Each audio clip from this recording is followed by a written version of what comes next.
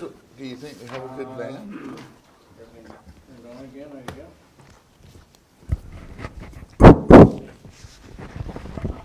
Okay, motion to approve the agenda, please. I could do that. Bruce, thank you. All in favor? Opposed, carried. Any additions anybody has? There is a deletion, so, and also with the, Sergeant Mike is not coming at 10:15, but Mike Jackson from Alberta Transportation is coming via video, I think. Yes. Okay. Virtually. What's he want? He's Our gonna be- attention. He's going to be doing a presentation or giving council information on that Porter Lake project. Oh, okay. Okay. Okay, council meeting minutes. Any errors or omissions? Didn't see any. Yeah. Okay, we'll move by Oscar. All in favor? Opposed, carried. Beat you, Mike. Okay, service board.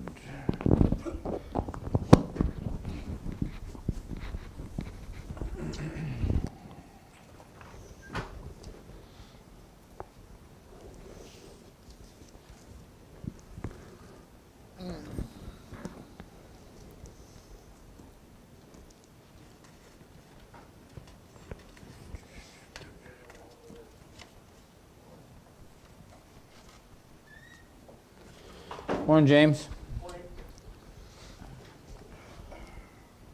Have James's report in front of you. Anybody have any questions or comments?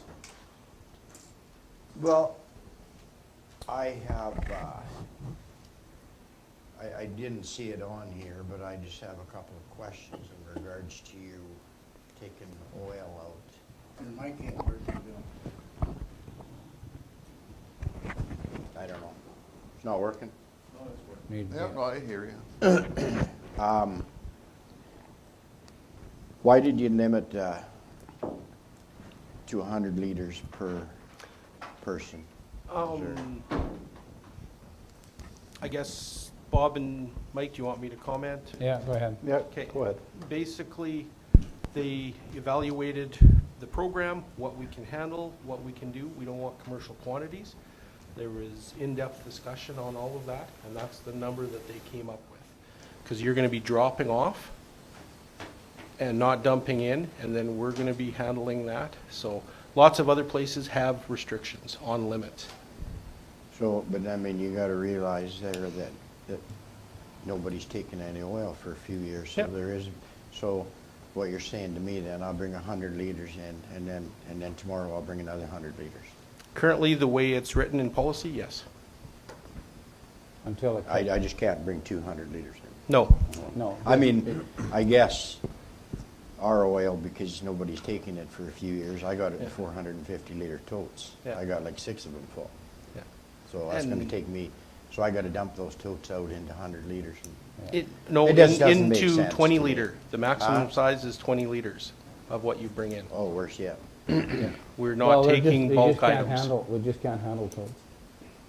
or barrels or Yeah. any of that. It's got to be in 20 liter or Yeah, less. that's the way the system is. If we set had up. a whole bunch of people say, bring in what we don't have the capacity to handle that. How much Staff-wise, more you got for space. storage? In the tank, but we have drop-off, we don't have that capacity. So the board discussed it, and that's How sort of how what much they came up storage you with. got though? How The much- tank? Is that is that the 4,000 problem? 4,300, 43 or 4,400 4,000 liters. tank. But its capacity with staff, space, time, all of that went into their discussions. No, I just, yeah, no, I don't, I mean, at least you're taking it, but I mean, everybody has just accumulated a lot of oil over the last few years, and I just didn't think 100 liters or a 20 liter pail is, But that's all that can happen. Another thing is looked at, Bill, is giving everybody an opportunity. I mean, you know, Rid of one one person pail. comes in with 1,000 gallons, and well, that shuts the system down till it's all. and then what do you do with it? Then it gets, we Gets hauled out. contract a contractor, and then they came up and hauled it out. But I don't know the response time, whether it's 1 day or 3 days when they come up into the area, and that. We're learning from this process as well. There's a whole lot of steps we had to go through to get to this point, so We finally Do got they buy there. the oil? No, so far, the contractor will be taking them at no cost to us, but there's no payment on that either. The filters they take as well in the empty containers so far at no cost.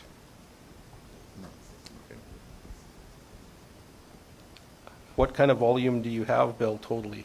Because I think you can arrange on-farm pickup if you have huge volumes, big volumes, if you've been I got accumulating about for a few six years. 450-liter totes full.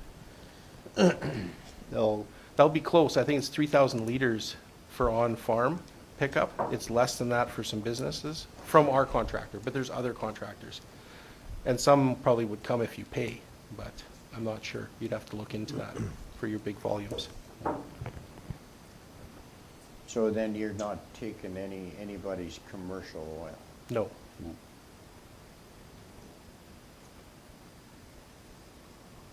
I think with the contractors that are out there, Bill, I think there's a process for commercial. They will come and pick up. Like the contractor we're using is 3,000. Some of them are as little as 1,000 liters. So they'll come right out and pick it up if you have the totes and you have the storage. I mean, I have phoned before, but they didn't really, they don't want, I mean, any antifreeze in that oil. They got a bunch of restrictions. Oh, I yeah, can't so do get- we. I Th- can't- This will be the They- same. they Yeah, all have so do that. we. We You have to can't- really monitor if- that. If any antifreeze goes into oil, it's rejected. Like they And won't. then we have to the pay. processors won't take it. They That's why have we have structure and stuff. Or fuel, you can't have, This has been a big issue Yeah. with recycling for years, even when I was on the recycling board. If there's any contamination in oil, it's all rejected. So that's why it's so critical to be able to manage it. Well, that makes more sense to me, I guess, than, than limiting it 100 liters, I guess, or 20-liter pails. it's I stuff just- we can handle anyway. So do you pour that 20-liter pail into a container to see if there's antifreeze in it before you dump it into your big barrel, or what's the process? We just started Monday. We're going to assess the best we can at the scale house and potentially at the drop-off if we need to. We'll do the best we can. It's not a foolproof system, so we'll see. That's why it's dropped off. Then we'll look and see if we can tell. There's testing kits, but nobody else is using testing kits, and they've got some costs to them, so we're just starting. There's going to be some growing pains and some learning to do, and that. And for us and for the customers bringing it in. Because it's very specific and there's long lists of what we can take, what we can't take. So it's going to be a learning experience for us all. So we just drop it off and they dump it, right? Yeah. Yeah, that's a second check, so it doesn't Yeah. get put in the tank, get contaminated. Hopefully we can pick it out. We may or may not be able Yeah. to, we'll see. Well, it should see the antifreeze in diesel. Yeah. Yeah, for sure. So you're gonna test Unless every it's the 5 red gallon stuff. pellet tons? It takes a bit off. We're going to assess when we're looking at it. We're not doing testing. The kits no one else is doing testing. We priced Just- them out, just but looking at no. it. It didn't make sense to I mean, do the that. antifreeze deal should be on top, right? Usually. Yeah, and I mean, it is a process to start with, and see if we can improve it as time goes down, but right now, this is what the board direction is to, and we know there's a lot of, there's a lot of oil out there. Like, there's a lot of oil in, like, same as yourself, Bill, it's been stored that will come in little by little, so. But I think I think it's gonna fill up fairly quickly for the beginning, because people are gonna start bringing whatever they can. So we'll see how it works out. I know that they've done a lot of work to put that system together. There's a lot of work went into moving it and cleaning it and getting it set up so it does work. So they've got a very workable system there. So. Okay. Anything else? Anybody has? Bill, anything, other questions? Just an update here. I'll let you guys know about going to the meeting on Friday. We have a pickup schedule. We'll probably have to leave the office here around 6:45, but I'll let you all know the final times and everything to head That's up to the, AM? the regional ASB in north of Smoky Lake there. I guess one other question on Yep. the beaver, how's that going? As you know, it's been pretty dry. It's been fairly slow. Our beaver control person has been out twice in the last week and was out again Sunday down at the park. There's some issues there. There's so much stuff that's dried up, and he's been sporadic to a couple places where there's still issues. But a lot of the places we've had are dry right now. Has he been back to Grattan? Because I think we've dug that out twice in the last. He was there, I think, early this year. He hasn't been back late. I thought we were gonna have him come back every time that we dug that out. I mean, as Once soon we're as- made aware that it's been dug out, So we you can weren't made follow. aware of that back then? If they did, yeah, I wasn't. But they could have went to him directly, but I'm not sure. I'd have to follow up Okay. on that. Okay. Thank you. Okay, anything else? Calendar's ready? Our expected delivery date is the 25th, so everything is with the printers at this point, so they'll be here a little earlier than usual, and I hope you guys will like them. They look pretty good. Good.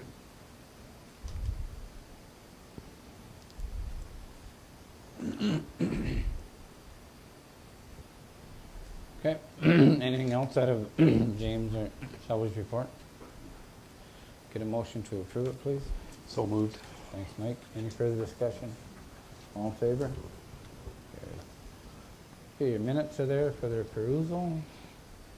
Nothing jumped out at us other than the one RFD that Shelby will address. Yeah. Okay, next it is the bursary. Yeah, absolutely. So you guys have the names in front of you there. So the ASB evaluated the ASB candidates. So those are for students in environmental or agricultural programs. And then we had a mixture of council and staff assessing the education bursary, which is students enrolled in any program at an accredited post-secondary school. So through that anonymous selection process, the ASB selected Cheyenne Porter as the suggested recipient for the ASB bursary. So she is attending the University of Saskatchewan, and she is pursuing her doctorate of veterinary medicine. And Charlie Stafford, was selected out of the process for the education bursary to come to you guys. So she is attending the University of Calgary, and she's doing a concurrent program for education as well as kinesiology. So there was, a lot of really great candidates out there, so I appreciate all of you that were involved in that selection process. Okay, need a motion to accept these? I'll make the Okay, thanks, Robin. Any further discussion? All in favor? Okay, thanks, folks.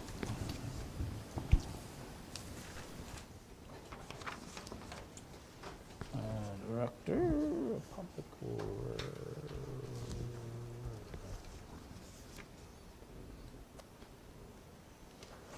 How's your sewer system coming out there? Good, almost done. Just about done? So they got the sludge moved too? Yep, Oh, good. land spreading, yep. So it's in use now? Oh, good.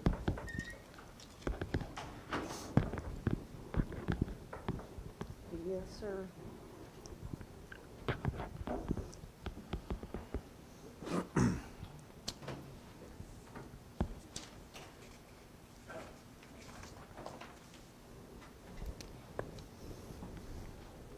Morning, council. Morning. Good morning. Okay, Preston's here with his report. Okay, anybody have any questions or comments? Excuse me.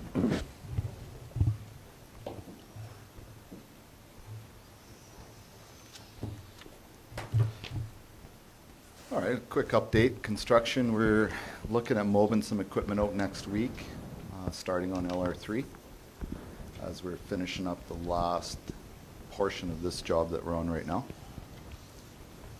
We've had quite a bit of downtime on our scrapers. I have spoken to Finning numerous occasions during the summer and lately, as of late, sending them all the information. And I think it's something we would definitely like to talk about maybe next meeting, to have them come address us and see what they have Okay. to say, but it's up to you guys.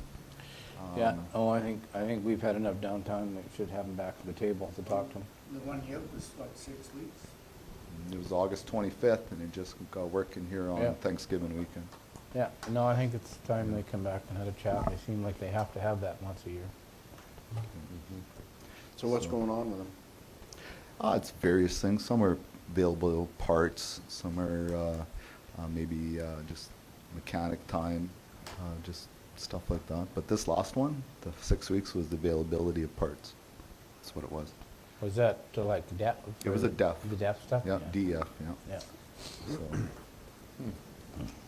So, yeah, I'll do an email out to everybody and give you the numbers. Okay. Because I don't have them in front of me, so Okay, that would be I don't good. want to Yeah. misrepresent those numbers. So Yeah, I'll give yeah, you the no, accurate send that numbers stuff so you out can to see us. 'em. Yeah, Okay, that thank would be you. good. And you can have those numbers when you're up at conference too. If you're talking to reps too, you can ask them some questions too. I think it's interesting. It is, for the amount of money we spend on these machines, I think we could expect some better service or something to that effect, in my mind. How many's on DEF? All of them. Yeah. Yeah, everything's tier 4. As of 2019, I believe, everything went tier 4. Yeah. So, But just the one with problems? pardon me? Just the one with DEF problems? I don't know if all the downtime in consideration of what exactly it is, but this last one, the 5 weeks was all DEF related emissions. Yeah. I would have thought they would have that kind of stuff. You would assume, but it was availability on parts on this last go. I did get an update on our new scrapers. They're predicting mid-April was the last update I got, so. So the one that's having the difficulties, is it one of the ones going? It was a hose that had to be replaced on it, so it wasn't like it was a troubleshooting thing. No. So it was a hose that needed to be replaced, but it's 6 number, weeks for a hose. it's not the one that's leaving. 1 and 2 is on the list to trade in, or sell, I should say. And this was number 4, I believe, so, yeah. Okay, anything else people have? So no confirmation on land spread from PME. They've been working with Alberta Environment, getting an approval, and we still don't have that go-ahead to spread as of yesterday at 4 o'clock when I talked to them. So I haven't had an update as of yet, so no new information on that. So we're still sitting on that sludge. So what are they waiting for? They presented it to Alberta Environment for the quantities and everything that goes onto the land for land spreading, and they're waiting for the go-ahead to do that. Okay. I guess there's 2 classifications. There's classifications for wastewater, and there's also a classification for digestion. Yeah. And they're trying to work with Alberta Environment to get this lagoon classified as digestion, not wastewater. So, Okay. which I do believe is reasonable with their request, but I guess when you're working with the AEP, you have to work on their timelines. Did we ever hear back from Alberta Transportation on the rail crossing there at 10-1? No, not from transportation, not yet. We, Kelly, myself, Neil, James, Mike, we had a meeting with transportation. It was around the table type meeting. We did bring that up to them, that we were looking at this, and we gave them the location, and they were potentially going to go look at it, but no reciprocal never heard anything conversation on back. that as of yet. Okay. Okay. And maybe in the future they'd want to meet us out there, but right now we don't have anything from them. Did you get the email from CN? So we got an email, we got a contact, is that all good? We sent drawings, We sent drawings, we sent the E4 drawings to the representative we met with, yes. and he sent back saying he received them and we're good to go? Let's say No, this, he didn't say he didn't receive them. Okay.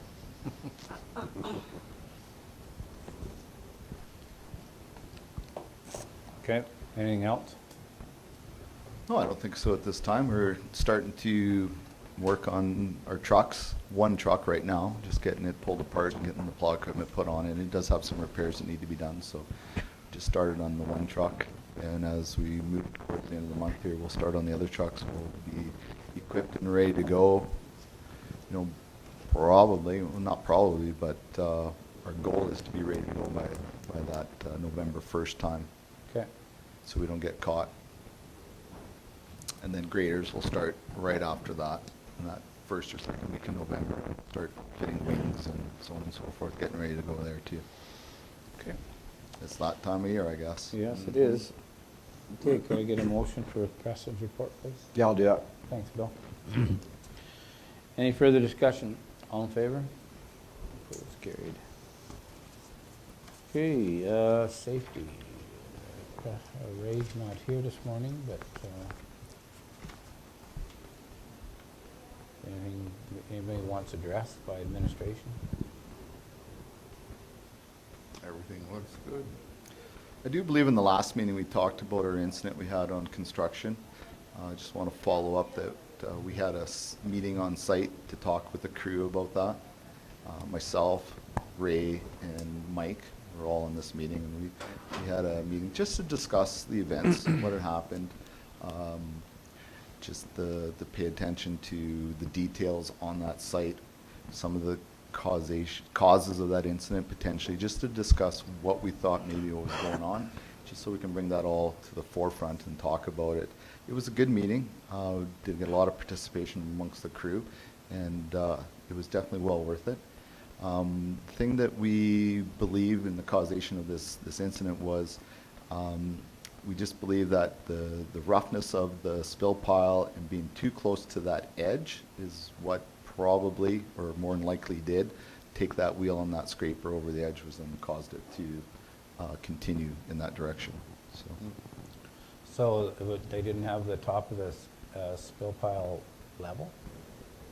It was level, but the material is quite bulky, if that makes sense. Yep. So it bounces a little bit, like up and down on the back end a little bit, and he was too close to the edge, is the major cause of that incident. So do It they wasn't run a- because it was narrow. Yeah. He Do was- they run a dozer or a grader over the top Oh, of yeah. the spill piles every Yeah, once in a while? to smooth them out? constantly, Okay. yeah.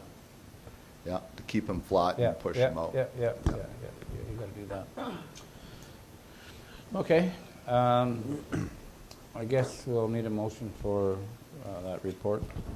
Yeah, Okay. make that motion, Bob. Okay, thanks, Oscar. Any further discussion? All in favor? It's carried. Okay, RFD on, I think the plan was to meet with transportation first before this RFD.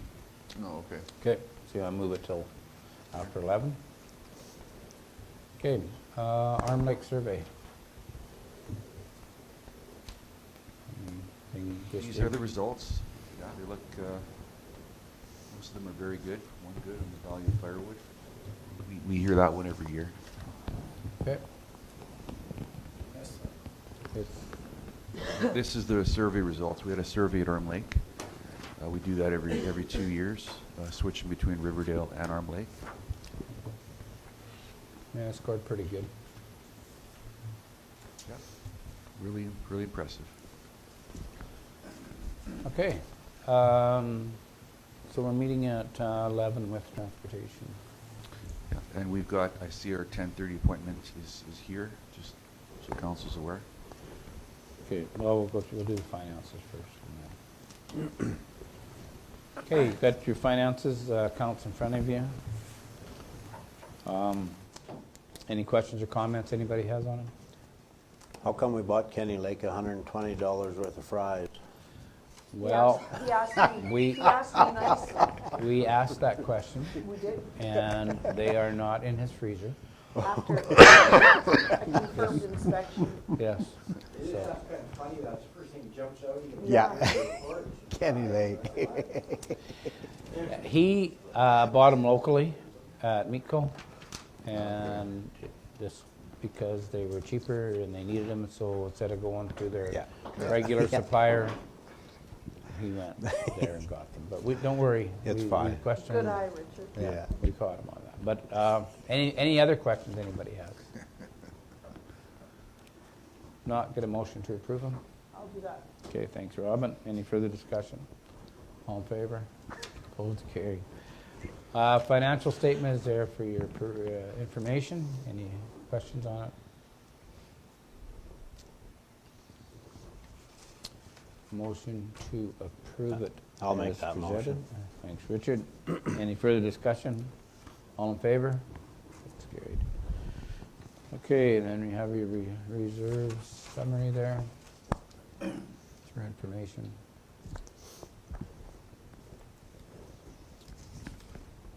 Okay,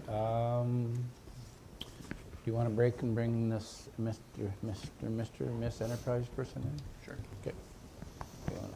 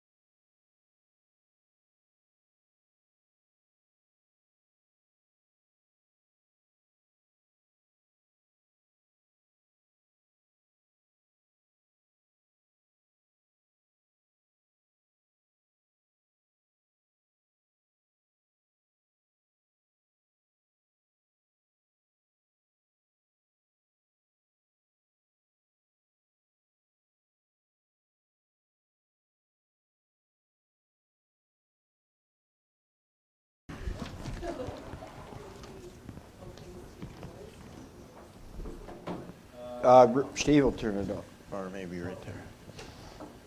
Perfect, thank you. We have a few people hard of hearing in here, so. Speak a little louder. Shannon Marshall, she's with the Enterprise Fleet Management. She has some numbers and some things to go over. So if we maybe we'll just go around the table and Hi, I'm Bruce Cummins, Division 5. Richard Waddell, Division 3. Nice to meet you. I'm Bob Barses. We met Marie. Morning, Sean. Kelly. Hi again. Morning. Mike Wildebohr, Division 2. Okay. Robin Layton, Division 4. And Bill Lawson. All right, excellent. Good morning, everyone. Well, thank you so much for taking the time out of your morning and the time that you have already in looking into the proposal here from Enterprise Fleet Management. Kelly, Preston, and Tyson and I, we've had multiple conversations over the last, I guess, half of a year or so in really just uncovering the value that Enterprise Fleet Management could bring to the MD of Wainwright. Similar to what we've done for a lot of our different business partners across the prairies. You may be familiar with, a few of them already. So, Two Hills, County of Camrose, Cardston County, MD of Opportunity. There's about 25 different government entities that we have partnered with since we've been in operation over the last 8 years here in Alberta. So really, what we were able to uncover, and which you'll have seen in your synopsis, is there's a lot of qualitative benefits to a partnership with Enterprise Fleet Management, as well as there are those quantitative benefits in there as well. You may already know that we actually are the preferred fleet management partner of the RMA, as well as Sourcewell, and sorry, I'm just drawing a blank. RMA, Sourcewell, and Canoe. Thank you. That's why I didn't ask for any more coffee. So what we basically did about 4 years ago is we went through that whole RFP process, and then we came out as that preferred partner. So that part of the process really will be kind of obviously already taken care of. And if we do refer to the synopsis that I'll just pull up here, has everyone had a chance to kind of glance over that a little bit already? No, just Not we yet? just received Okay. it. Okay, so we'll keep it pretty high level in what we're looking to achieve here and what we were able to uncover. When doing the analysis and creating a fleet profile and kind of digging deep into what your fleet currently looks like, we were able to uncover the fact that about 35% of your fleet is 10 years or older. 50% of the fleet is 6 years or older. And you may ask, well, why is this important? And Shannon, that's not really that old. And in fact, in a lot of cases, sure, these vehicles are still running. We're still able to keep them on the road. But of course, what we notice is that maintenance expenses, downtime expenses, fuel degradation, those operational expenses really start to spike, usually around that 5-year mark. We want to get you to a point where we're out of the business of putting a lot of money into maintaining your vehicles. And because you are a government entity, you have the ability to buy your vehicles at a low price, meaning that you basically will just pay invoice price of the vehicle minus your fleet concessions that are allocated to you directly from the manufacturer. And where we come in and benefit you on that front is that we actually go to the manufacturer year over year to negotiate to get you the best fleet concessions. We're not tied to any specific brand, so it doesn't matter to us whether you do go with a Ford, GM, a Ram. Of course, we understand that there's local relationships with dealers here as well. So we're not looking to replace any of those relationships per se. But what we would do is ideally factory order a vehicle for you directly or exactly to the spec that you need. And then we're going to have those vehicles land at your local dealerships. Or if you do see a value in piggybacking off of the pre-negotiated dealer markups that we have set in place with, say, some dealers in larger urban areas like Edmonton, then we explore those options. But to us, it doesn't really matter because that dealer markup is just a straight pass-through cost, right? But it is typically going to be a little bit less in kind of those larger dealerships. So that's on the acquisition piece. Now, again, we're looking at what is that sweet spot for that particular vehicle. And I know that council had met with Enterprise Fleet Management years back, and there was a recommendation to have a little bit more of an aggressive cycling strategy. However, looking at today's market and also kind of taking into consideration that we do need to walk before we run, we were able to uncover that a 5-year cycle actually does make more sense. And so when we compare that to what is kind of on average more like that 10-year hold, obviously you have some vehicles that you're holding on to for a little longer than that, but if we do that kind of 5 versus 10-year, having that same denominator, and really 2 vehicles over that same length of term, we're able to see, I think there was about a $33 per month delta. Now, that delta is that we are slightly more expensive, but there's a lot of numbers that I'm going to be very curious to see once we do partner, once those numbers play out, where we'll actually be able to show you those cost savings. And part of that is kind of flipping to the back end of things, which is the resale value of the vehicles. So that's the other really key driver in all of this is let's buy the vehicles low, let's squeeze those operational expenses in the middle, but then let's keep, let's get you that highest ROA on your vehicles that we possibly can. So that is driving that recommendation of that, 5 years versus the 10 years. Okay, so yeah, that's kind of just looking at, the situation, high level.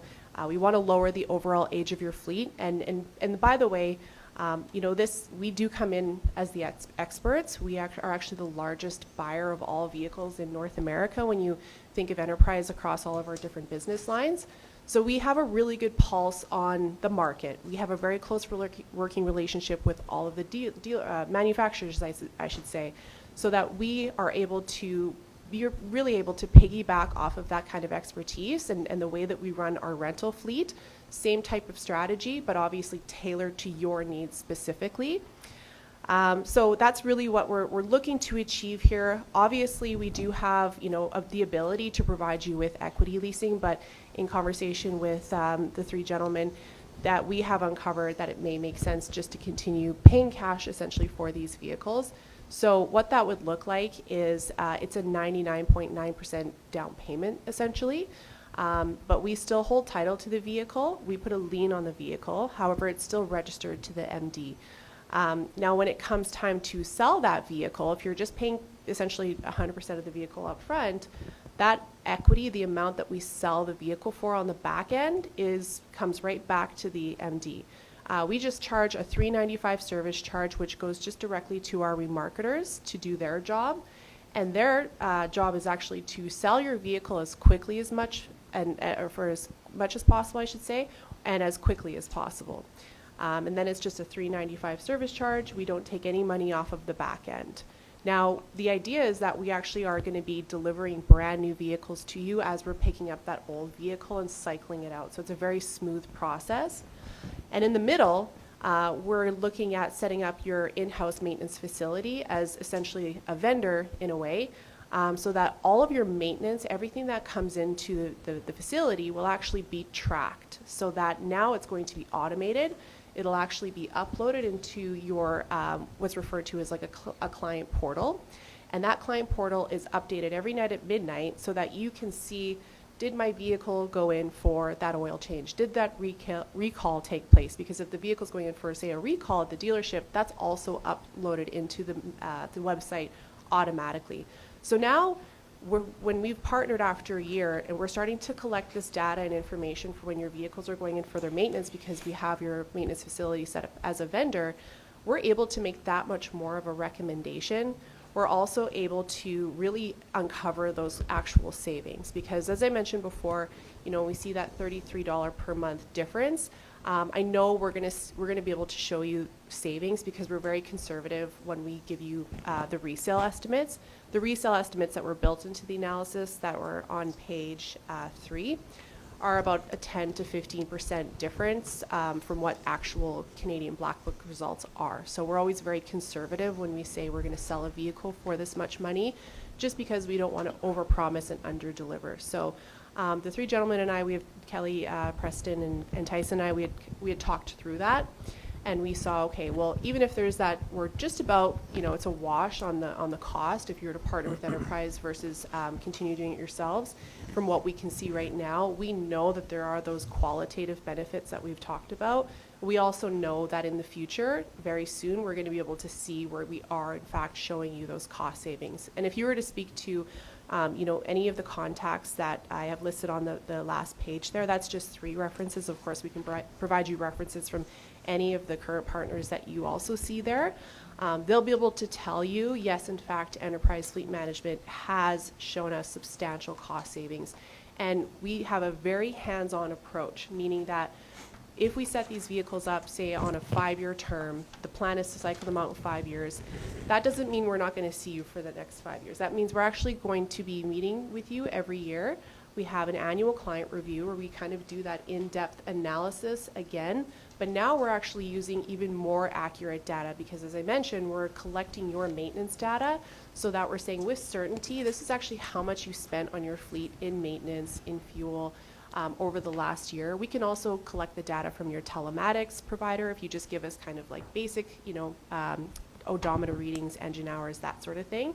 We can put all of that into the analysis, because really we are, we're not really a leasing company, we're a fleet management company, and we're a data analytics company. And because we're those are our focus points rather than just, you know, leasing or buying and selling vehicles, that's really where we're able to uncover those real opportunities and cost savings. So we may even, and you may hear this from some of our partners that, you know what, Enterprise actually was able to make us money off of some of our leases. That's not totally uncommon, and that's only because we identified an opportunity in the market where we were able to say, hey, we can actually sell this vehicle for this much more money. If we cycle it out at this time, we're going to get you a vehicle order placed, and then, of course, we're going to swap it out with that vehicle. We're not going to take anything off of your lot without a replacement. So there's been instances where they were able actually to make money or just really have that net monthly depreciation lowered to a very small amount of money. So just very hands-on approach. We don't go away. We stay. We're obviously local, even though I drove up from Calgary. Not this morning, though, I will say. I stayed overnight in Stettler to their recommendation, which was a great recommendation. But we're going to be here, right? We're going to be here for that annual client review every year. We're going to be here throughout the year for those fleet analysis meetings. And you will actually have a dedicated account management team. So that actually will consist of 2 individuals, who is first your client strategy manager, who's going to be sort of the new Shannon in a way. They're the high-level strategist who's coming to you with this analysis year over year, but then they're also going to want to meet with you throughout the year so that when order banks are opening up, and I'm sure you are all now familiar with the UAW strike, when things like that are happening, we want to always be proactive. We want to not be in that reactive state. We want to plan ahead so that we are in a good position and the vehicles are not following suit as a reactive action to that. So throughout the year, we're going to be coming to you with a fleet analysis meeting, as well as if there's going to be any updates happening in the market that we need to make any tweaks or changes to our original plan. Of course, these are your vehicles at the end of the day, so you make the final decision. We just come to you with the analysis and with the math and a recommendation, and then Kelly, Preston, and Tyson will attest to the fact that I did kind of come in with a bit of an aggressive cycle plan, but that's just really me being a consultant and saying, from what I can see, this is where we should start. However, I understand we do need to build that trust and credibility. We need to walk before we run, as I said, and we can kind of start with a pilot. So what it looks like is maybe 4 vehicles that we would probably start with. Those are not listed under the synopsis here, but they had sent that over to me, which we've identified would be out of, for sure, the original. I think I had recommended about 14, but out of the original 14, those 4 definitely fall within that. And not to say that we obviously can't, if we need to tack on another a 5th or a 6th or however many in that first year, just because it simply makes sense, or because one of your vehicles now comes in and there's a large repair. That's the other key thing with that maintenance program, is that your mechanics will actually have the ability to work with our national service department, who are also hand-picked experts that we pick out of the field, who are taking the call. And if it's a GM truck, or if it's a Ford or a Ram, they get on the phone with that GM or that Ford or that Ram expert to get a second opinion. Hey, this vehicle needs a new motor. Should we put that money into this vehicle? It's already 10 years old, or should we take that money and actually now get a new vehicle? And we come to you with that that recommendation there as well. So there's a lot of support. As I said, with that client strategy manager, that's going to be your high-level strategist role. But then we also will have a dedicated account fleet coordinator who's going to be kind of a day-to-day contact, right? So if any of your drivers, let's say, have any issues with the vehicles, they actually will have access to a mobile app on their phones. Let's say, God forbid, they get into an accident, they need help with roadside assistance, anything like that. All of that information is housed in the app, but they can also pick up the phone and call the account fleet coordinator that is dedicated to the MD, who is that, again, local person here in Alberta, that they're going to be able to answer any kind of questions and have that really quick reaction that we know our partners are looking for. Okay, I think, well, that's not quite 20 minutes, but I believe I covered everything on a pretty high level. We could pass it over to questions if that makes sense. Does anybody have any now. questions or comments? Well, I do. Excellent. I have a lot of questions, actually. First, I'm going to tell you did a very good, very thorough report from Enterprise. And I guess one question I'm going to ask is for Tyson and Preston, is this of any value to our MD? Whoever wants to answer that. Don't look like they're jumping up. Oh, I'll answer some of that. Like Shannon said, the dollar difference overall, not that big, right? I think, what are we looking at? About $4,000 over the life of the 10-year span, I guess. In the way we currently have it, if we're holding a vehicle for 10 years, that vehicle's 10 years old. Going to Enterprise, I guess we would have 2 vehicles that will only reach 5 years of age. So there is kind of being able to renew those in half the time. The qualitative factors, the safety, I guess, on the vehicles. There's more safety factors on the newer vehicles. And then our operating expenditures will decrease. I mean, going forward, we don't know, I guess, what we're going to see as far as the federal government in the way of emissions control. In cycling through those, we're getting, I guess, a newer vehicle with decreased mileage, essentially, or sorry, increased mileage, decreased fuel consumption. Then on vehicles in our fleet. And is that, are you talking just standard transportation units, or not talking semi trucks? No. Correct. Just Right now, 1500s, 2500s, and the 1-tons as well. So 29? Yeah, 29. Yeah. And 14 needed to be replaced according to the initial study? That was a recommendation. 14 need to be replaced. No, that was a That recommendation. was the initial recommendation. Sorry. And then they went down to 4 vehicles, yeah. From a maintenance perspective, $395 per vehicle up front.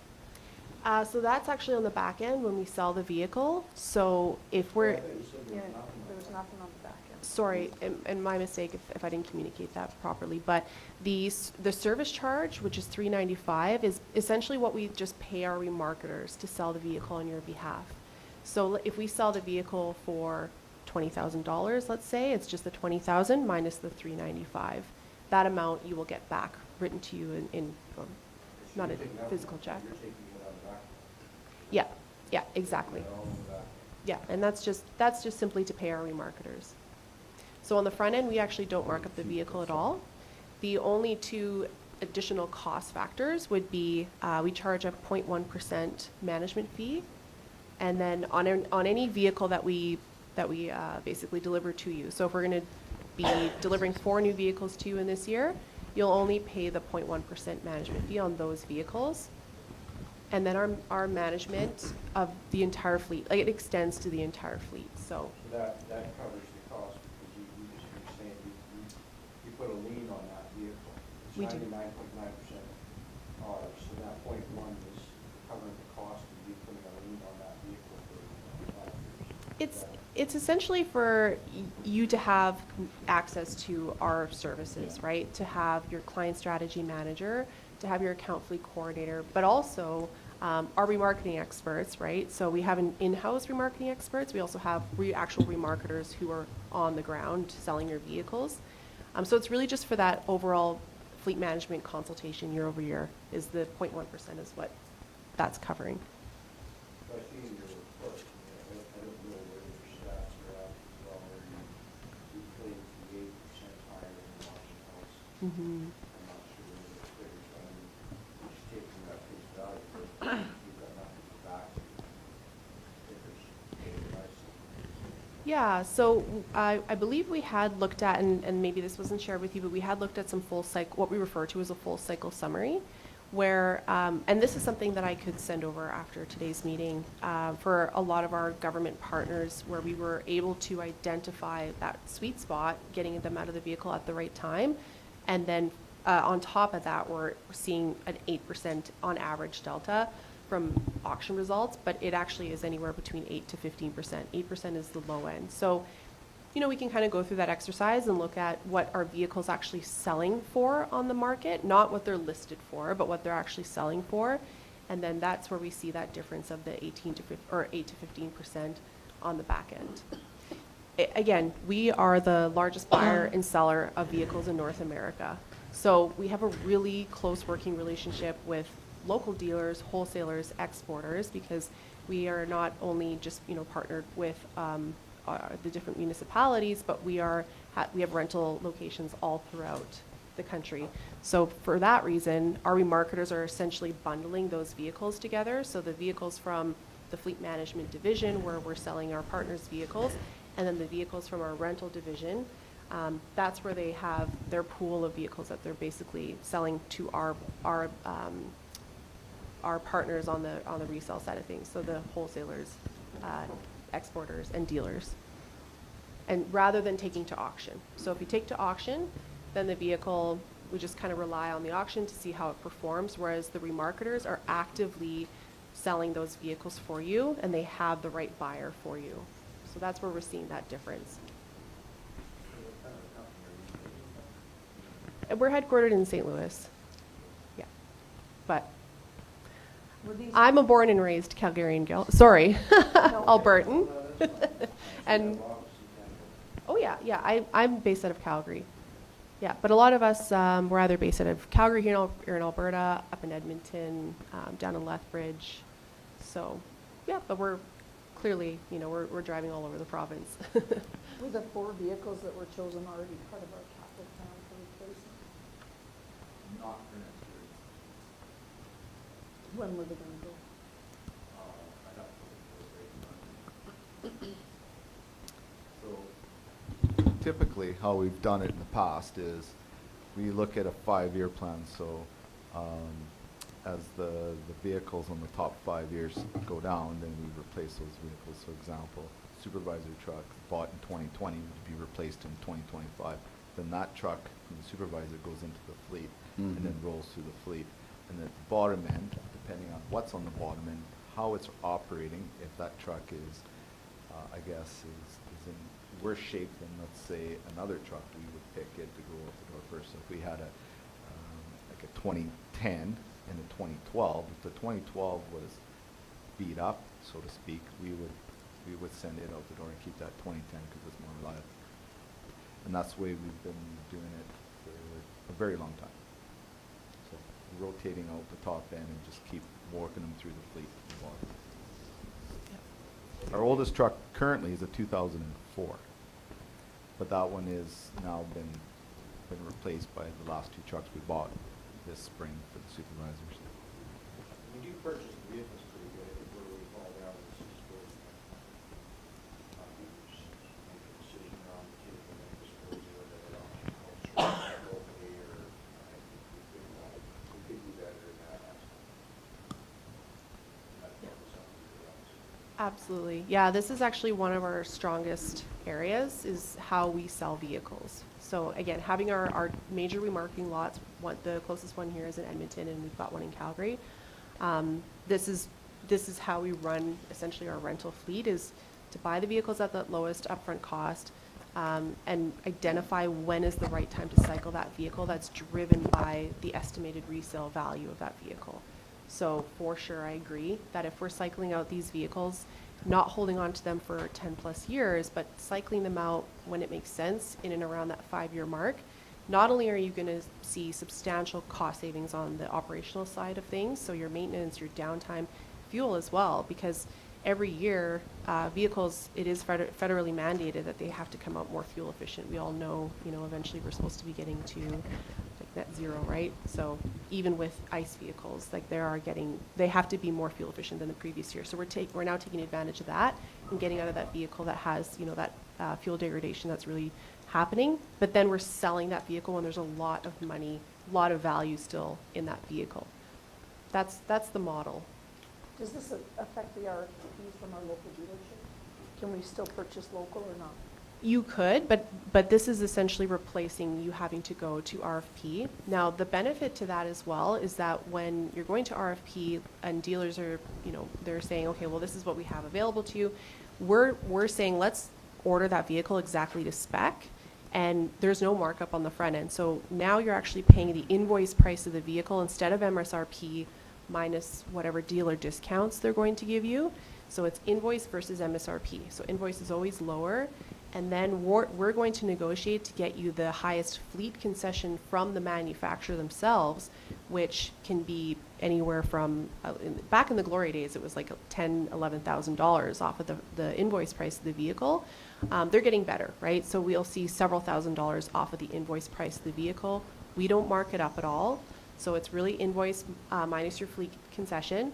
And then that's where, as I was talking about earlier, dealer markup will come in, because we have to have it landed at a dealership so that they can do their pre-delivery inspection.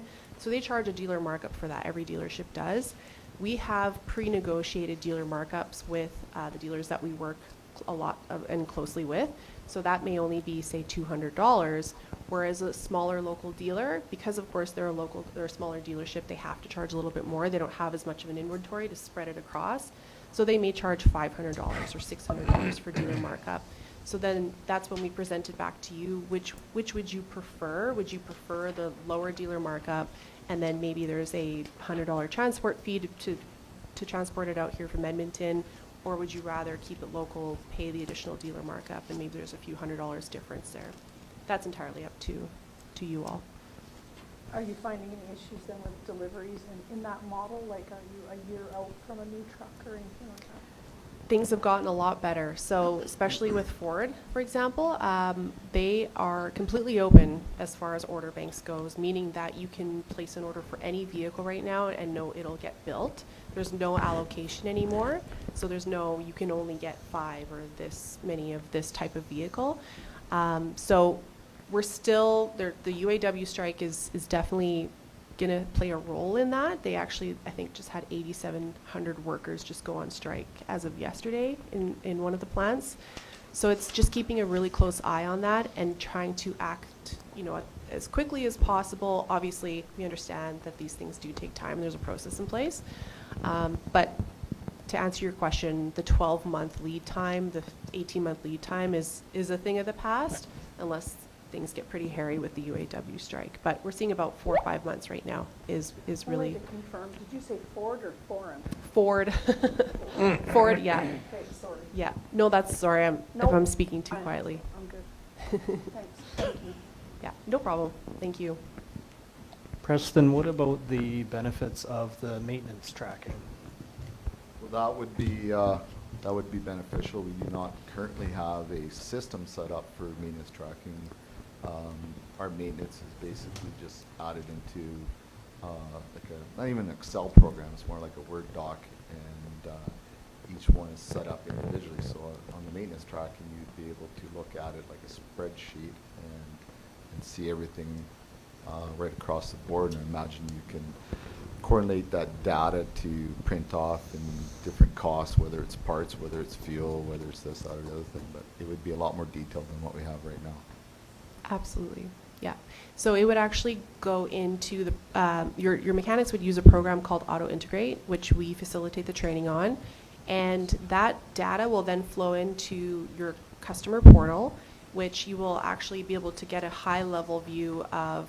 You'll actually be able to choose kind of what widgets you'd like to see. So if any are past due, an oil change or recalls like we talked about, or if you would just like to know what is the status of a vehicle that you've placed the order for, and rather than pick up the phone or send an email, you can just check on the customer portal, where is that vehicle at? Is it at the dealer, or is that in production? Is it at the dealership?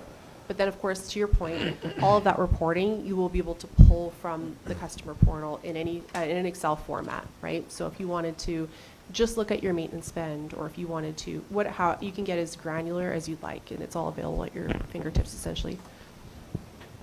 Yeah. Okay, any other comments or questions? Okay, well, thank you for your presentation. We will have some discussion, and I'm sure administration will get back to you with any direction that we look at we're going to take. That sounds great. Okay, thank you Thank very you so much much, for coming in. everyone. Good presentation. Thank you. Thank you. Have a safe trip.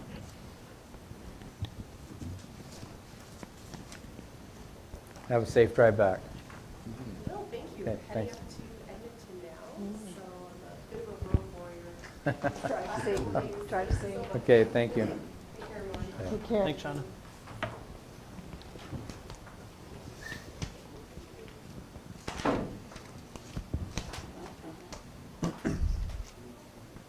Oh, this is, Hmm? Yep, we got 5 actually. how long we got? This is a Zoom, Yeah. and it's starting, 11. Both start at 11. So if you need to yeah, take a break. 2 you can minutes. Take one right now.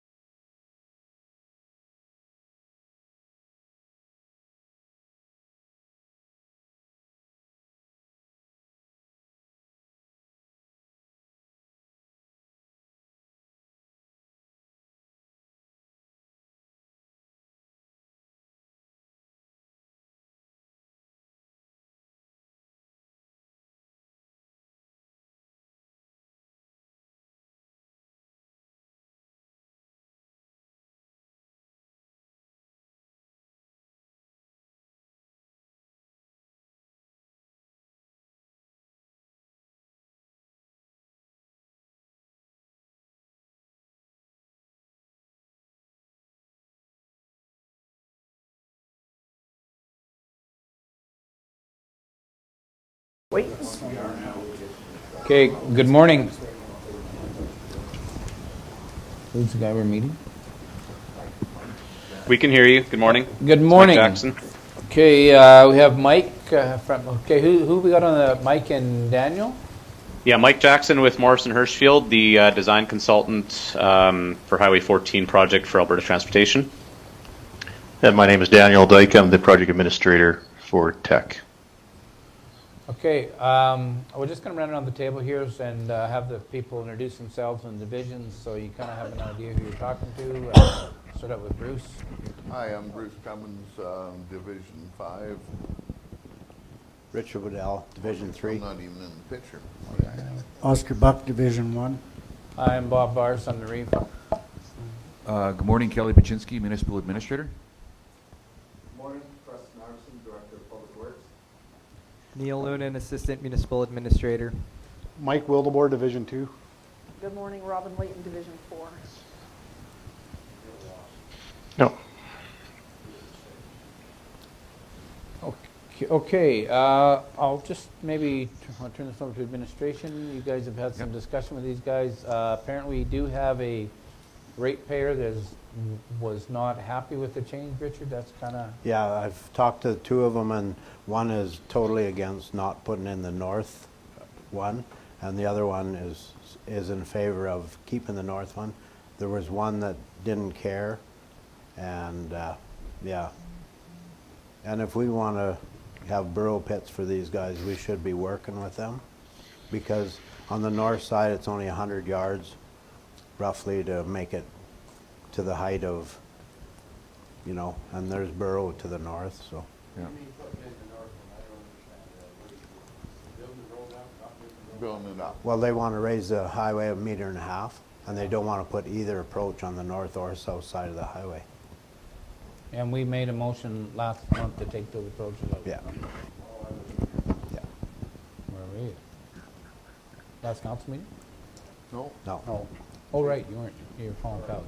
That's okay. Yeah, no, actually, that's it. We approved it to take both approaches out and build the highway. And then now there's been some. So anyways, I'll let you guys. So anyway, we've been meeting with Mike. Had an initial meeting with Daniel as well. It's Kelly, by the way. So these concerns that, like the Reef had said, that the council had voted to take those two approaches out. Things have changed since. I'd mentioned that in our meeting with Mike yesterday, and Mike had brought up some concerns on behalf of Alberta Transportation. So I thought it would be probably best if we had this discussion directly with council, because the issue is on the agenda today. So.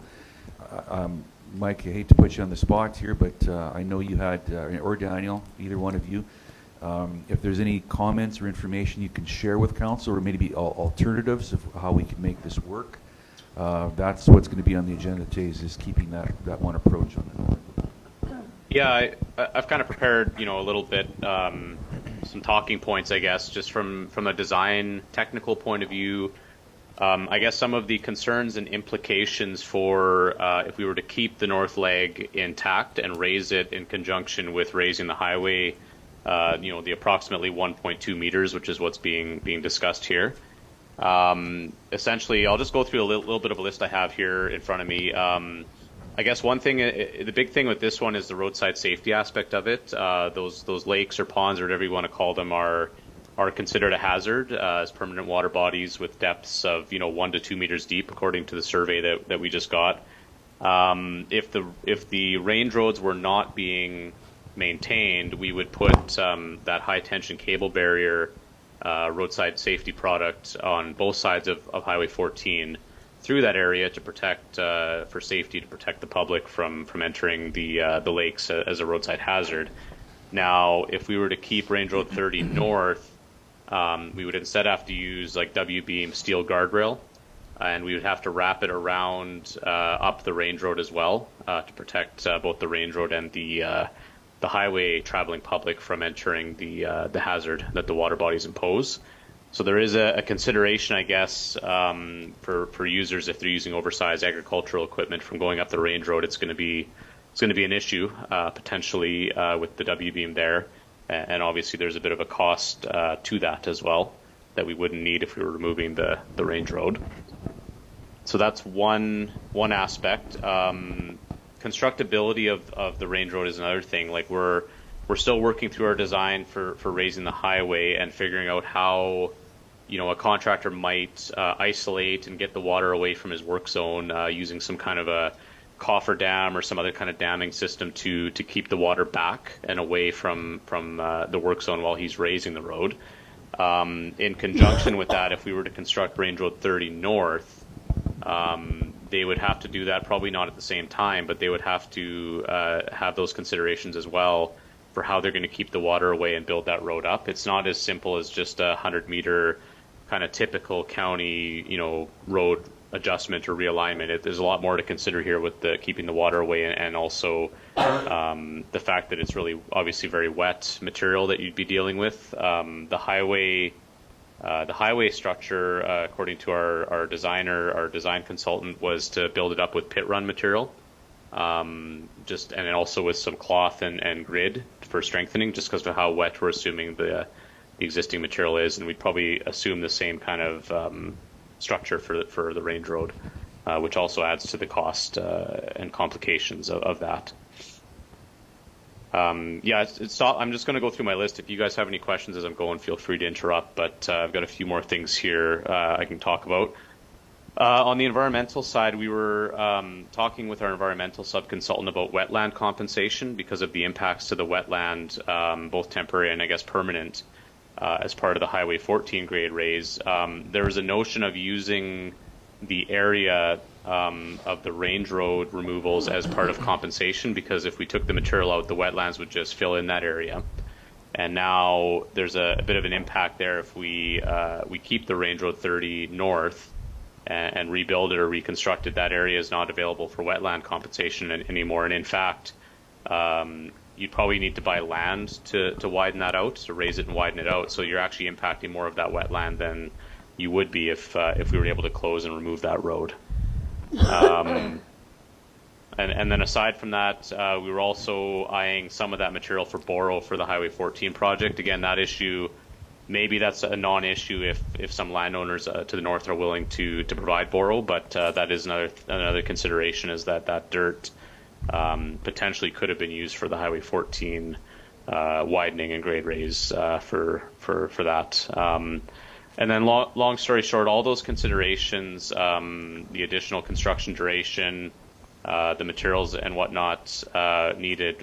I did a quick kind of back of the napkin calculation on what I thought it would cost, and it's a big number. It's probably in the order of $500,000 or more dollars just to do this, when you consider all the engineering costs that goes into it, the extra time on site for an engineer to do the testing and do the supervision, the environmental permitting and wetland applications, and then the actual gravel material to raise it up the 1.2 meters and widen it. So it's quite a big cost. Just wanted everyone to be aware of that and get it out in the open. There's quite a big cost implications for going this route if that's what ends up decided. So that's basically my spiel, my concerns. Just thinking about this very quickly this morning. That's what I was able to put together. I have a question for you, Mike. This is Oscar, Division 1. Okay. If we build that north road up, you're widening the base of the bottom by probably 30 feet on each side to get the same surface to put the safety guards in. We're defeating the road purpose of building the Highway 14 up, because that's a pond, which the water comes for 1.5 kilometers in every direction. So if you build it up and widen that road, you're using up extensive land that should be water reserve, will be forced to cross the road onto our side, to the south side. Is that not right? Like, we're kind of defeating the purpose when it's a pond. It's a lake bottom or whatever you guys want to call it. That water has no place else to go. So if by building that side of that road up, that becomes a problem for the Highway 14 again, doesn't it? Not entirely sure I follow. Are you talking about the safety aspect of it? Like the intention of this project was to build up the the Highway 14 grade line to provide a bit of a Right. factor of safety, so the water doesn't That's get right. to the But top what or are you near gonna the do edge with the of Highway water? 14. I- We're not I doing haven't anything with heard- the water. The water's staying there. That's the point. We're not trying to solve the water problem with this project. We're trying to Exactly, but raise. by building that north road up 1.5 meters and widening it, because it'll have to be Yep. wider, that takes for the ponding area for the water away from it, which automatically brings it up. It would potentially, yeah, if you widen that out. I mean, the water would probably fill back in up the slope a certain distance too, right? But yeah, you'd be reducing the area a bit of the pond. But we don't, they don't want to put that road going north. But Richard is the one that's asking to put it in. Well, yeah, I know, but that's not what they want. So Richard, is That's that cor- road in use now? Like Yes. The Yes. North Road? Yes. And when it wasn't, what did they do? I mean, wasn't it over covered with water? They parked the water pump right on the middle of the road, which would not allow the producer to go north. He had to go around because they wouldn't move it at the time. That road on the north side, might have been underwater, but I don't know if it was. Yeah.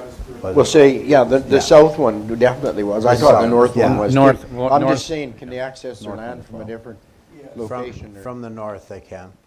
And what about the south? Can, South, we don't have a problem. I mean, there, that was over underwater for years. The south has been. Yeah. Yeah, they're not worried about the south one, Bill. No. It's They're just the not? nor- no, just No. the landowners on the north side are worried, not the south. Yeah. Just one landowner. Well, there's two. All three. Pardon? No, no. I thought you said three. Well, third one didn't care. I'm just worried Okay. about not having enough space for the amount of water, because they're both underwater until we pump it. Yeah. Yeah. And that's why we spent $100,000 a year pumping water there. We weren't worried about the one to the south, just to keep them down off of the highway. It was squirting out of the highway. If we now widen that road north, it takes up some of the pooling area for the water. So to me, it certainly has to come on. Well, I don't think it should. So how much farther do they have to drive around to get around it? 2 miles.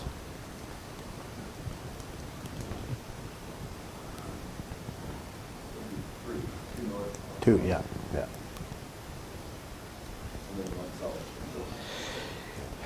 Yeah, okay, well, I guess, we'll move. Has anybody got any more questions for the focus on?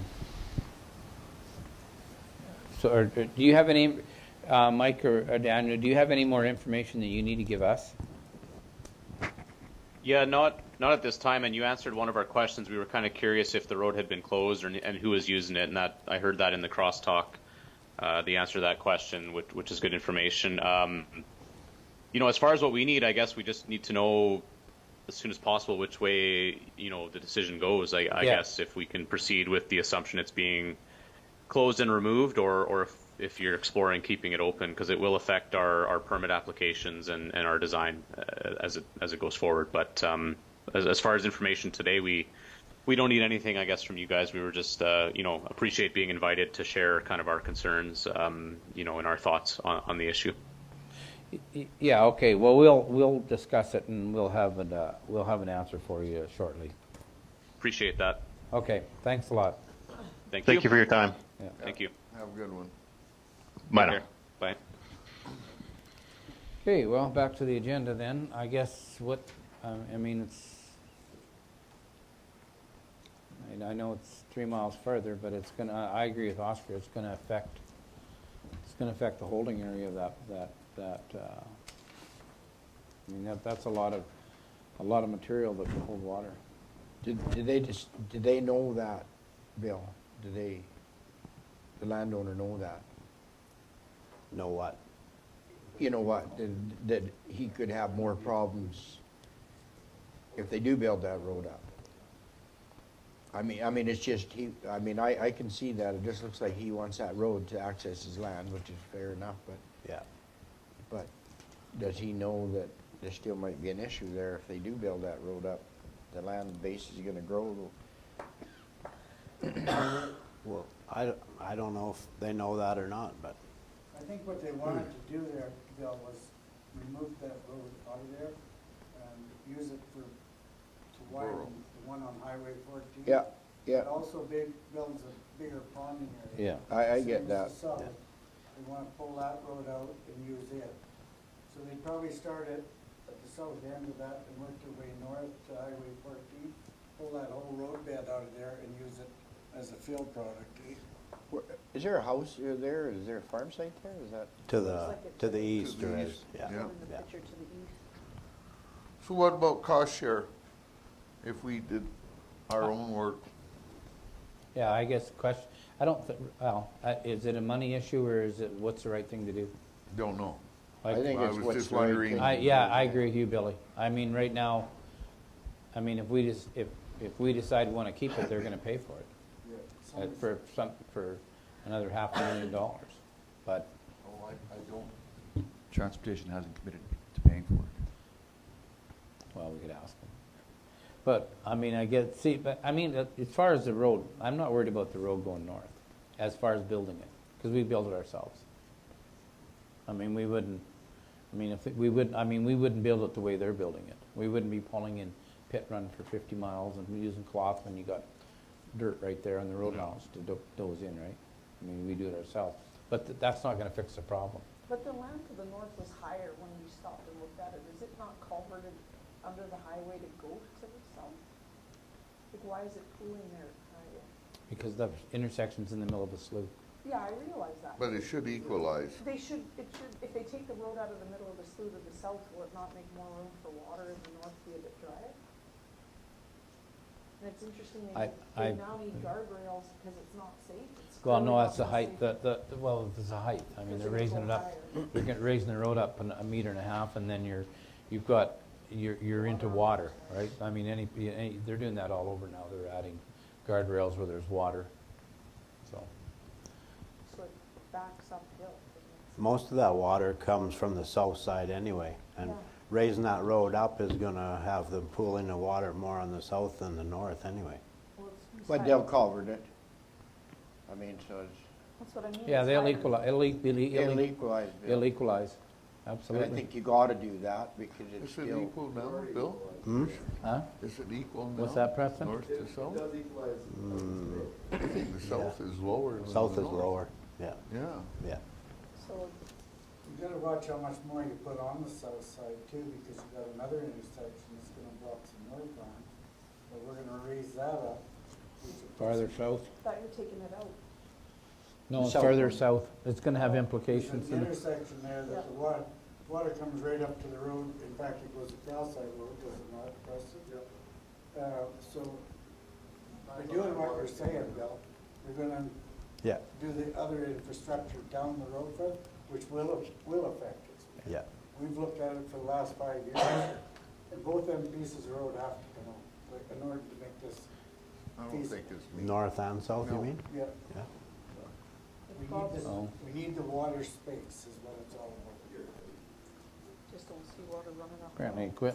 I mean, we're all gonna be pissy when we take out the south one too, but there ain't enough traffic on that south road. No, no. And you've got less on yours than we have on ours.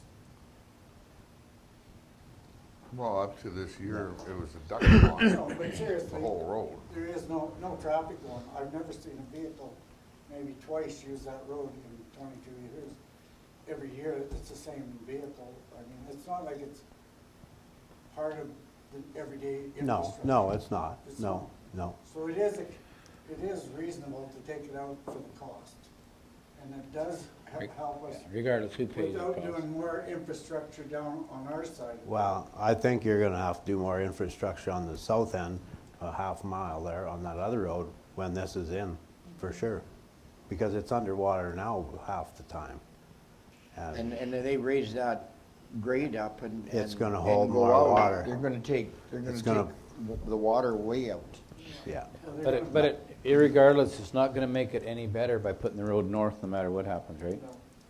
No, I mean, you're not, if you put the road north, you're not improving it. I mean, you're satisfying the need of one of our ratepayers, Yeah. what you're And doing, I- but I see- you're not improving the highway and you're not improving the water problem. Like, I can't go any further, it must be ratepayers further down, because there's approaches off all the highway here. You can see them there, so. This guy that's upset is not here right beside the highway. No, he's up north. Further north. Half mile north, yeah. And the one that has on the northeast of one there, he has an approach on Highway 14 that he goes around. Oh. But you can't see it in the picture, but he has a bin on the north side of that corner too. That when he hauls out of there, he'll have to go back north and around, and instead of coming south to the highway. I think it's unfortunate, but Yeah. it's a cost of doing business, I think,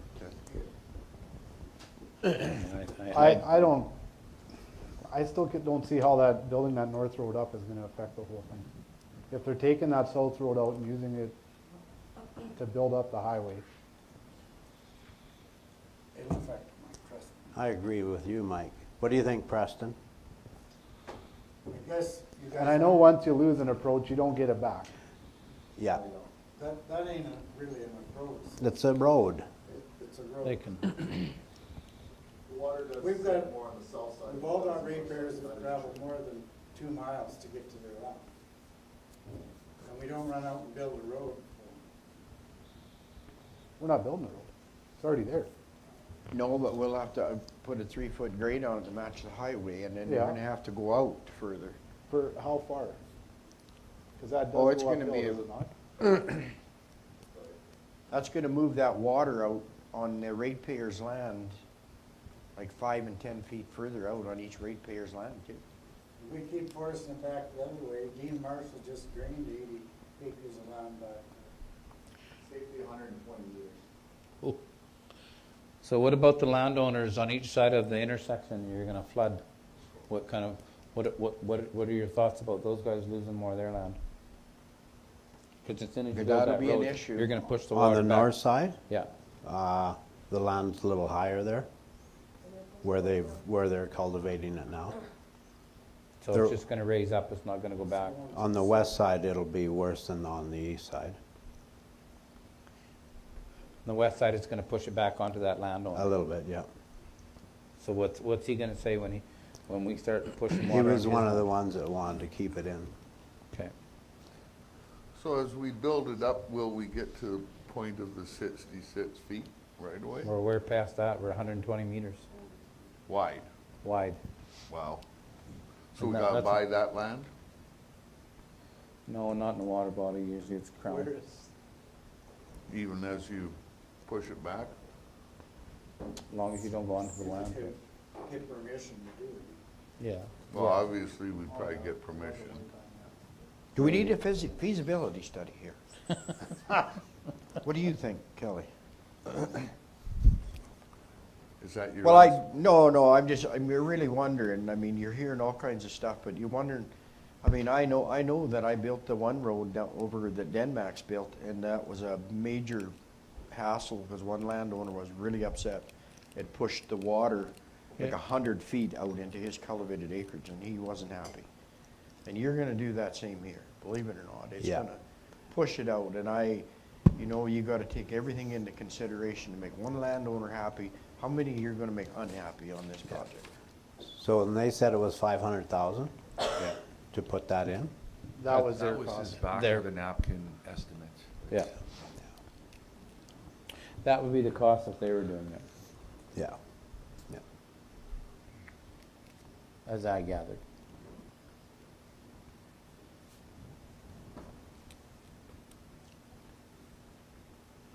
Well, what do you guys want to do? Sit there and look around at each other, but We've got 3 options here.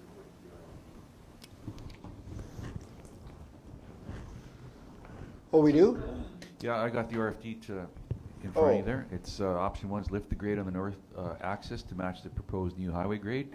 Water Act approvals would be required in this situation using MD equipment if that's the case, or approach the AT to include this work in its tender. and have the AT contractor do this work with payment being made by the MD Wainwright. I mean, that could be negotiable too. I just threw that in there. Or no further action. So no further action means it stays the same, that both approaches come out? Yes, because that's the direction of council last. Yep, okay. I'll make a motion, we left the grade option 1. Okay. On the north side. Yep. Okay. Any further discussion? This is where you get to put your head down, your hand up if you don't like it. Okay, all in favor? Opposed? Oh, Robin, you got to put your hand one way or the other. Oh, did you? Were you in favor? Sorry. You were in favor? Just one finger, yeah? Is that like partially in favor? Kind of like, It doesn't matter, but it doesn't matter. It was still 4 against, so. just trying to show Richard some support. So we'll go with no further So action. you'll then, or support what? Richard, but not me. Not you, that's right. In what? God damn. You don't Yeah. want anything in a watch. Yeah, if there's no further motions, we're moving forward. What did you? Okay, well, A hospital bed? alrighty. No? I forget. Okay, going to number 5, You got a short? monthly status report.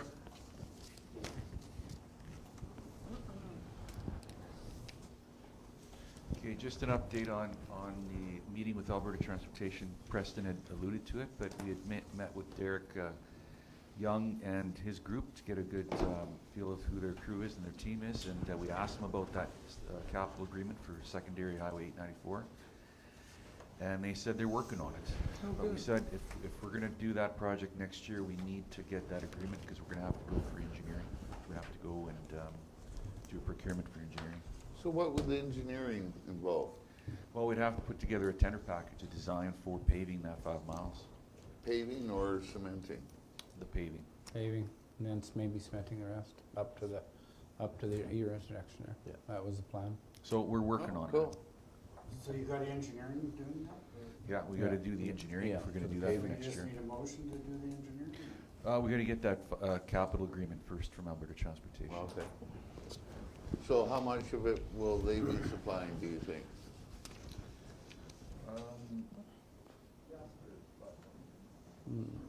We, 4.1 or 4 point. Yeah, something like that we asked for. So I'm not that sure. would cover most of the paving? That? That would No, cover no, most this- of the paving? Probably not. Probably not. But it will pay for most of the construction. Upgrading. yeah. Okay, You know how much faster you'll get to town? I can go, Okay. I got pavement now. strategic plan update. I'm talking Edgerton. Yeah. Need a motion to pass the amended strategic plan that we just dealt with last week. I'll make that motion. Michael? All in favor? Opposed, carried. Okay, proposed management review. This is, oh, okay. So this is something that came with council's direction to have the capital purchase meeting a little bit quicker than our planning meeting to get to beat the rush on some orders to make sure, like with the supply and demand issues. So what we're looking for is to have an earlier date, preferably sometimes in November, with council and administration to discuss capital purchases and also the road construction plan. Are we going to do a road tour before we actually make approvals? Do you think it makes a difference, Bruce? Well, I mean, we're approving stuff and then taking the tour. I know, but we've got a 5-year plan or a 4-year plan we've already approved. So unless you're gonna go out and drive the roads and tear the plan apart, I don't see any value in it. But if you wanna go, we can do that. I see no value in improving something and then going to have a look at it. Well, So we're in I the agree with you, same boat, but- I agree with you, but why are we going to have a look at it, is my point. Well, we did last year, so And that's what I say, and what came out of it. absolutely nothing. So then why do you wanna do it again? Well, I'd like to do it before we approve it, you see. Well, it's up to everybody else. I don't know. I just don't know. I just see it I don't think it's gonna, redundant I don't think it's that gonna we're change doing that. anything, because we've already got our plans in place. Each We got counselor our, knows what they need. and we got our water stuff already done. I mean, we got a plan moving forward. So I mean, if you want to take a road tour to look at, that's one thing, but a road tour to me isn't going to change any direction because of your water studies, everything you have done in sequence. But that's just my opinion. Maybe you guys got other opinions, which I'm more than open I to. don't know, like, you know, like each counselor has his own view, but what's the priority of the MP? You know, is this road more important than another road farther down the road? I don't know. That's why I'm just saying, if a guy has an overall view of all the roads, there should be some priorities jump forward. You know, like more oil field, you know, whatever. Okay, well, what do the rest of you think? Well, it could be Division 6, I don't know.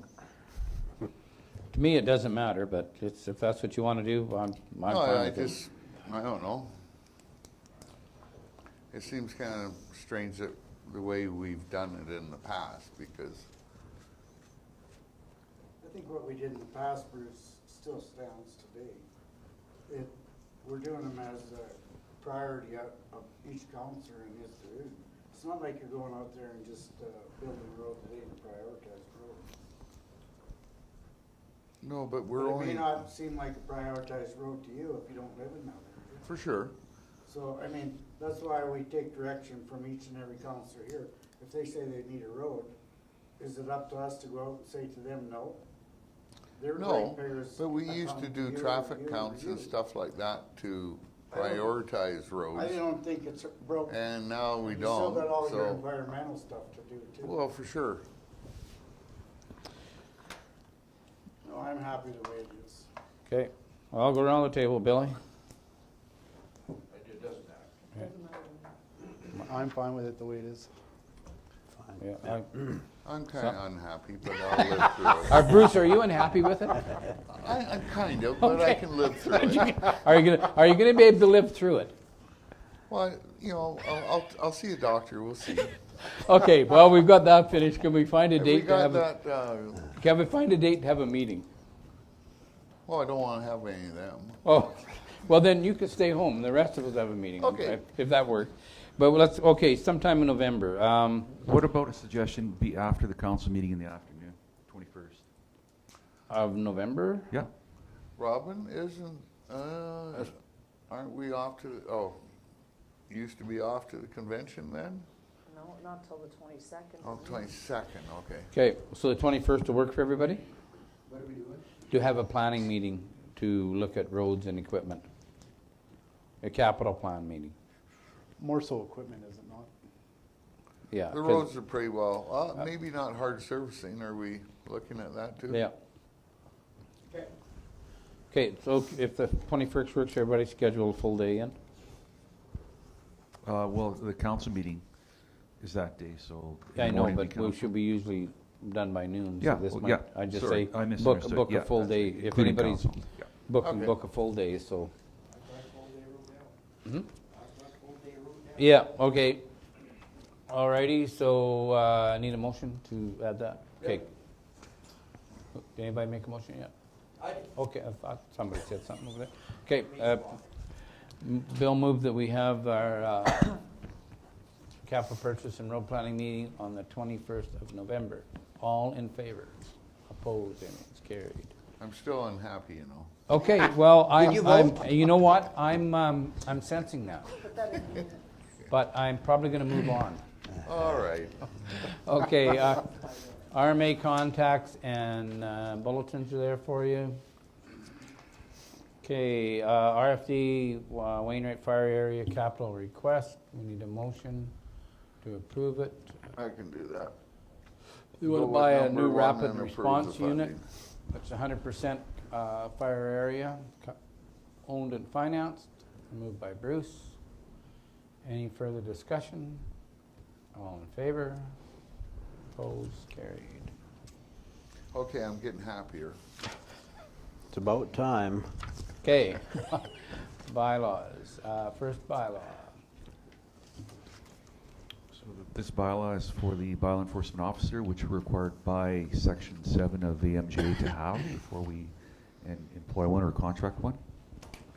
And this was designed by, or drafted by our legal. Okay. Okay, first reading, moved by Bruce. All in favor? Opposed? Second reading, moved by Robin. All in favor? Opposed? Third, or no, a motion to proceed has to be unanimous. All in favor? Need a mover first. Yes. Mike, all in favor? Carried unanimously. Third and final. Billy? Bill, thanks, Bill. All in favor? Opposed, carried.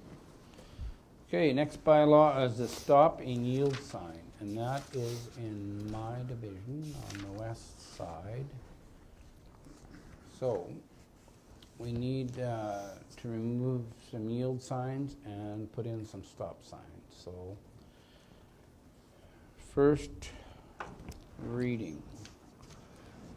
Moved by Bruce, thank you. Any further discussion? All in favor? Second reading I will. moved by Richard. Yep. All in favor? Opposed, carried. Motion to proceed. Moved by Oscar. All in favor? Carried unanimously. Third and final moved by Bill. Thank you very much. All in favor? Carried. Thank you. Okay. Development officers report. Okay, I'll just get our new development officer. So just a minute here. We need to appoint her, right? So wouldn't we appoint her before she gives a report? That's to allow her to issue permits. Oh, okay. A quick question, there's a change in the title. Does that make any difference monetarily or as far as work goes, or what does that No, mean? we just changed the title to a director to kind of come in I guess in sequence or to be consistent with our other positions as directors, so we just changed that to be consistent. Okay, I just wondered what that meant. Yeah, so, and also as far as appointing, our land use bylaw does call it a development authority officer, so that's what she'll be appointed as development authority officer. Okay. Okay.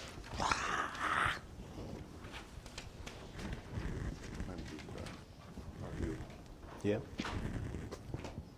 Didn't get mine. Be this side of the table. I don't want to be a counselor, I want to be a director. We should be directors. Director of Division 6. Yeah. I thought that you would announce yourself as Deputy Reeve to them, you know. No. That's what I was waiting for. And then Oscar, Deputy Doug. ex-deputy He's Reeve. got the nameplate still. We got to get rid of that. Oh, yeah. Ooh, he does too. Throw that thing out. Better take that home. That's why I say you better take that Never own home. that again. You don't know. Another year. Yeah, you don't know. Hi, Dana. Depends How you on doing? act. I'm good, how are you? Good. Okay, yeah, we have our brand new development officer in front of us. Welcome to your first meeting. Yeah. We have your report. Is there anything that you would like to add to it? No, it's just been a busy 5 days, and I'm glad to be here, and the group has been very welcoming. There's quite a culture. It's good. Yeah, very appreciative. Okay, does anybody have any questions? Reviewed the gravel pits with the administrator, just to know the location or just to are you updating them? Or you- No, not updating them, just reviewing them to familiarize myself with them, Okay. locations and such. We got you working on the Rip Zone project yet? I did go through the council meetings extensively. Yep. It's all about you, isn't it? It's only 20 years. Okay, does anybody have any more questions? If not, I need a motion to approve the report. Yep. Thanks, Oscar. All in favor? Opposed? It's carried. Pretty simple, thank you very much. Okay, an appointment to approve Dana Smith as the Development Authority Officer. I'll do that. Thanks, Bill. Yes, I will do that. Any further discussion? All in favor? Opposed? Carried. Do you know what you're voting on? So now she can do. Okay, approval of the pay sheets. Need a motion so everybody can get paid. Robin. I'll do that. Okay, thanks, Robin. All in favor? Opposed? Carried. Okay, reports. Wainwright Seed Plant. As you may or may not notice, there is no longer any tanks or infrastructure above the scale, and the new scale is going in. I see the old scale laying there. Yeah, they hired, they got, Al's Contracting is the one that got the price. So if anybody's interested in bins, they are for sale. The bins, I believe, are at Kyle, DL's place. I think he's storing them for us because we had no Okay. room. So they're just taking offers on the bins if somebody wants some overhead bins. And I'm not sure about the infrastructure because there was somebody interested in buying just the steel. The steel is very expensive apparently. So. Yeah. But it was about a $36,000 bill to renew those. Yeah, I I don't doubt I think it. you might have known that. I did know that. Yeah, it wasn't cheap, but it was. Holy hell. But you know, we had to hire somebody who would do Oh, it. yeah. Al's, we went to different people. A lot of contractors wouldn't even touch it Because of the overhead and because all of the that. overhead power. Yep. And he said no, he thought he could do it. So he did a great job. So. And so we're shut down right now, but we are going to be up. We are going to have to send some trucks out to P&H for weighing for the short term until the spent sets up on the new scale. So it'll be a couple of weeks of that, but they are going to start cleaning again pretty soon. So so that's about all the good news from there. Edgerton. Yeah, we had a meeting end of September, very quiet, just set the rates at what they were before, and that's about it. Okay. Yeah. FCS. Robin. They're doing a winter clothing drive that's working quite well for drop-off, and people have been shopping already. In November, there's a conference in the city. I've really enjoyed this board, and they're doing well for the What do you do community. at the conference? You meet with other FCSS boards, and Discuss what you're doing right or wrong? well, they're or- talking about provincial, like the funding's changed for them, so programming should increase or change slightly. Yeah, networking with other groups and what works well in other areas, just like any other Okay. conference. Okay. Foundation. Oliver Foundation. We're getting some more people applying to come in. Some of them like the showers, so we did purchase some more showers to put in.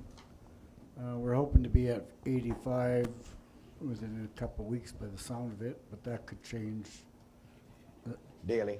daily, yeah. So actually, everything's going pretty good. You got anything, Robin?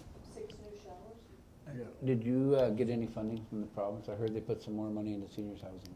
Not for you guys? Not for us. Okay. Not for communal living. Okay.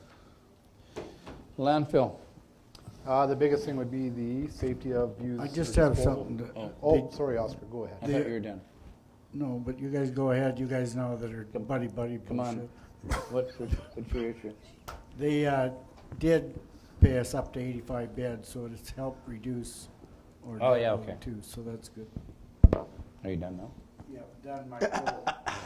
No, we already discussed the biggest thing with the landfill, which is the disposal of your used oil, and the site for the old railway yard has been cleaned up by McSteel.